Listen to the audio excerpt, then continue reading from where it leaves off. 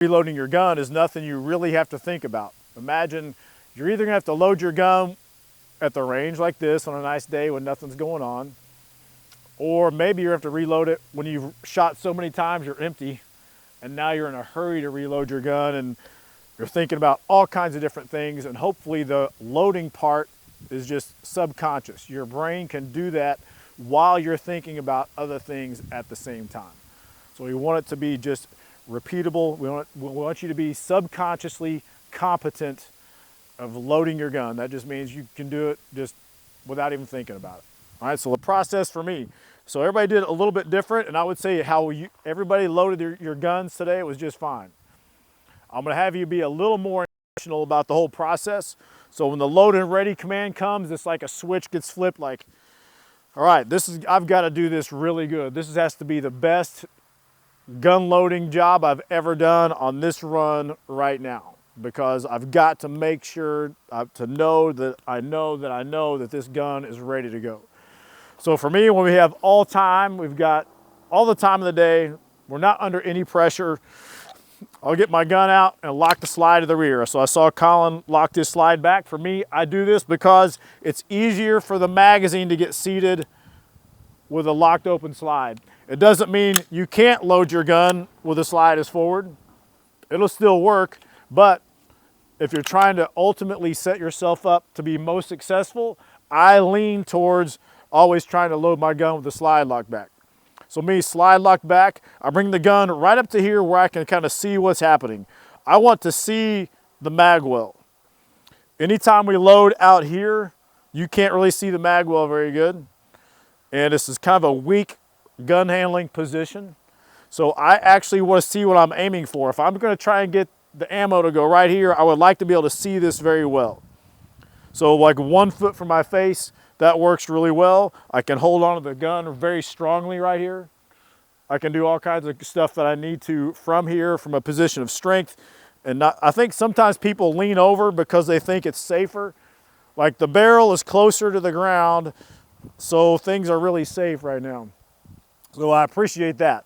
But if you want to be successful in loading your gun every time, it probably needs to be right here where I can see. I'll see some guys that will take and paint white or silver the edge of the mag well. I wrote CPD on my gun here, and just those letters, it helps me kind of see what's going on. It gives me an aiming point, just something to look at. So I know this mag is going to go right here, and I get it started, and then pretty firmly I smash that in there. And if I actually have some time, I pull on the magazine. How many people here have got ARs and you load your AR and you put the magazine in to load, and what do? You tug the magazine to make sure. Why wouldn't you do that with a handgun? I've seen in all of our civilian classes, like concealed carry, private instruction, it is very, very common for people to put a magazine in and it not seat. It happens all the time, and it might happen under stress for us. So if you have the time to tug on that magazine, do that. It's just another step to assure that it's seated properly. Once that happens, me personally, I reach over the slide, I pull it to the rear, and I watch the round get chambered. I want to see a smooth transition of the slide. I want to see it move all the way forward with no hiccups, with no slowing down, and that it's all the way in battery.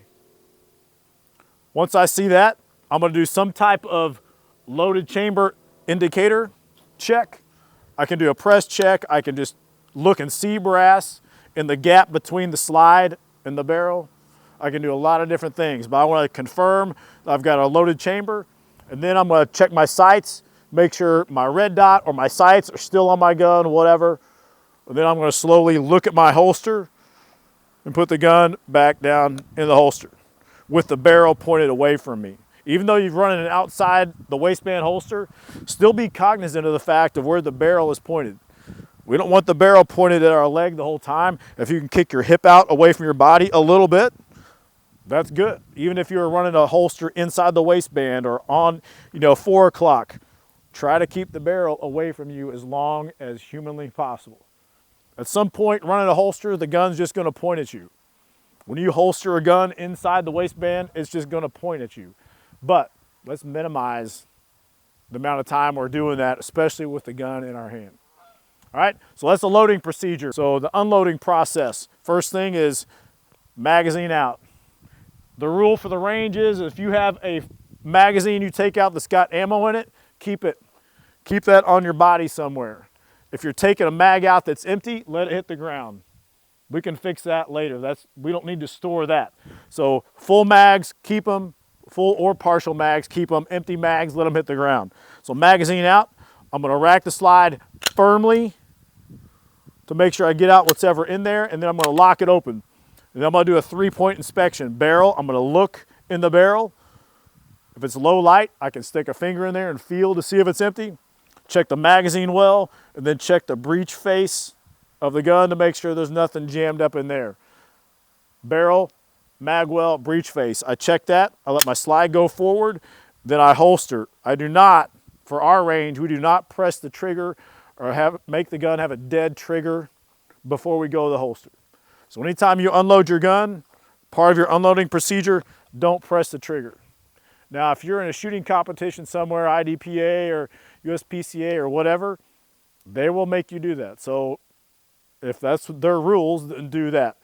I've been in a couple classes where guys go through unloading procedures. They point the gun at the ground and pull the trigger and the gun goes off. Somehow, they messed up that process. So if you want to assure that your gun never ever goes off accidentally, don't press the trigger. It's real easy. Very simple. You can do a lot of things with your gun fully loaded and it not accidentally go off. But if you want to live dangerously and live close to the edge, go pulling the trigger on your gun when you really don't want it to go off. So for us on the range today, just don't pull the trigger on an empty gun to make it safer or whatever. So that's our unload process. So